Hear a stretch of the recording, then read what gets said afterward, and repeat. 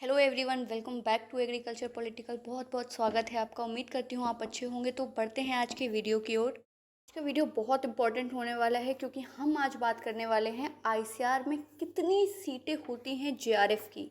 अगर आप भी यूजी कर चुके हैं या यूजी में हैं और चाहते हैं कि आप पीजी में एडमिशन लें, तो जो मोस्ट डिज़ायरिंग एग्ज़ाम होता है और जो बेस्ट कॉलेजेस मिलते हैं वो आईसीआर पीजी या जेआरएफ के थ्रू मिलते हैं। साथ साथ ये आपको एक अच्छे अमाउंट ऑफ स्कॉलरशिप प्रोवाइड करती है जिससे आप अपनी फर्दर स्टडीज़ कर सकें और आप पे बहुत ज़्यादा फाइनेंशियल लोड भी ना आए। तो इसी के बारे में हम बात करेंगे कि किस तरीके से आईसीआर जेआरएफ और आईसीआर पीजी अलग अलग हैं। जेआरएफ किस किस को मिलता है, किस किस को स्कॉलरशिप मिलती है, और ऐसे बच्चे जिन्हें जेआरएफ नहीं मिल रहा है क्या उन्हें कोई दूसरी स्कॉलरशिप मिलती है, कितनी सीटें हैं। चलिए बढ़ते हैं वीडियो की ओर। तो सबसे पहली चीज़ जो ध्यान रखनी है, जो बहुत बच्चे गलती करते हैं, वो ये है कि जो आईसीआर की स्कॉलरशिप है वो सिर्फ उन्हीं बच्चों को मिलती है, चाहे वो जेआरएफ हो चाहे नॉन जेआरएफ की जो स्कॉलरशिप है वो उन्हीं बच्चों को मिलती है जो अपने स्टेट के अलावा दूसरे स्टेट में एडमिशन लेते हैं। ध्यान रखिए कि अगर आपके मार्क्स अच्छे भी हैं और फिर भी आप अपने ही स्टेट में एडमिशन ले लेते हैं, अपने स्टेट के किसी कॉलेज में एडमिशन ले लेते हैं जहाँ का आपका डोमिसाइल है, तो आपको आईसीआर की तरफ से कोई स्कॉलरशिप नहीं प्रोवाइड करी जाएगी। तो ध्यान रखिए, अगर आपको स्कॉलरशिप चाहिए तो आपको अपने स्टेट के अलावा किसी दूसरे स्टेट के कॉलेज को टारगेट करना पड़ेगा। बहुत सारे अच्छे कॉलेजेस रहते हैं, आप उनको टारगेट कर सकते हैं। आगे हम बात करेंगे कि आईसीआर पीजी और आईसीआर जेआरएफ क्या ये दोनों अलग हैं और किस तरीके से अलग हैं। तो जो एग्ज़ाम होता है वो दोनों का ही सेम होता है, सिर्फ एक ही एग्ज़ाम होता है जिसमें हम आईसीआर जेआरएफ और आईसीआर पीजी दोनों में ही एडमिशन ले सकते हैं। लेकिन जो रिज़ल्ट आता है उसके बेसिस पे आपको जेआरएफ या नॉन जेआरएफ सीट प्रोवाइड की जाती है।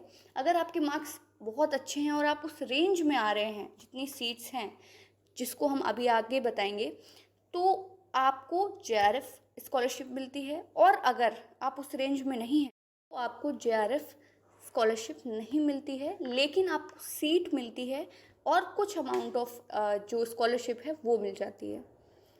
आज जो बच्चे बहुत कंफ्यूज रहते हैं उसको लेकर वो ये है कि इन दोनों का एग्ज़ाम एक ही होता है, आपको कोई दो डिफरेंट एग्ज़ाम नहीं देने होते हैं। अब बात करते हैं कि कितनी सीटें मिलती हैं जेआरएफ स्टूडेंट्स को। तो 2017 और 18 से पहले की बात करें तो नंबर ऑफ़ सीट्स जो थी वो कांस्टेंट रहती थी, और जो आपका ब्रोशर आता है, इंफॉर्मेशन जिसमें दी जाती है, उसमें मेंशन होता था कि कितनी जेआरएफ सीट कौन कौन से कोर्स में अवेलेबल है, कितने स्टूडेंट्स को जेआरएफ सीट मिलेगी। वो डिपेंड करता था उनके मार्क्स पर, और नंबर ऑफ़ जेआरएफ सीट पहले से ही तय कर दी जाती थी। लेकिन अगर हम बात करें 2017 और 18 के बाद, तो इस प्रोसेस में बहुत अंतर आया है और नंबर ऑफ़ जेआरएफ सीट्स अब वेरिएबल हो चुकी हैं। तो चलिए बात करते हैं कि किस तरीके से सीट का पैटर्न चेंज हुआ है 2017 के बाद। तो 2017-18 सेशन के बाद आईसीआर अपनी तरफ से ही डाउन जो ब्रोशर आता है उस पर पहले से नहीं बताते हैं कि कितनी सीटें हैं जेआरएफ की, वो हर साल वेरी करता है। और जो नंबर ऑफ़ सीट्स हैं जेआरएफ की वो डिपेंड करती हैं कि पिछले 3 सालों में कितने एप्लीकेशन आए हैं। ये सबसे ज़्यादा कन्फ्यूजन रहता है कि नंबर ऑफ़ सीट्स बढ़ेंगी या कम होंगी। तो नंबर ऑफ़ सीट्स अगर हम बात करें 3 सालों में तो अराउंड एवरेज ही रहती हैं, लेकिन हर साल बढ़ती या घटती रहती है। अगर हम 2-4 साल का एवरेज लेंगे तो सीट्स उतनी ही रहती हैं, लेकिन अगर हम बात करें कि इस साल कितनी होंगी तो वो करेक्टली बताना सही नहीं रहता है। एकदम करेक्ट इन्फॉर्मेशन आपको काउंसलिंग के वक्त ही पता चल पाती है कि कितनी सीटें अवेलेबल हैं।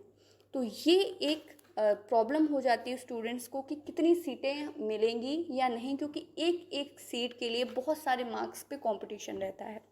तो आई होप आपको समझ में आया होगा कि कितनी जेआरएफ सीट रहती हैं। तो कोई सिंपल फॉर्मूला नहीं होता है जेआरएफ सीट का, हर साल ये वेरी करती हैं आफ्टर 2017-18, और ये डिपेंड करता है 3 साल के एवरेज स्टूडेंट जिन्होंने अप्लाई किया है। आई होप ये वीडियो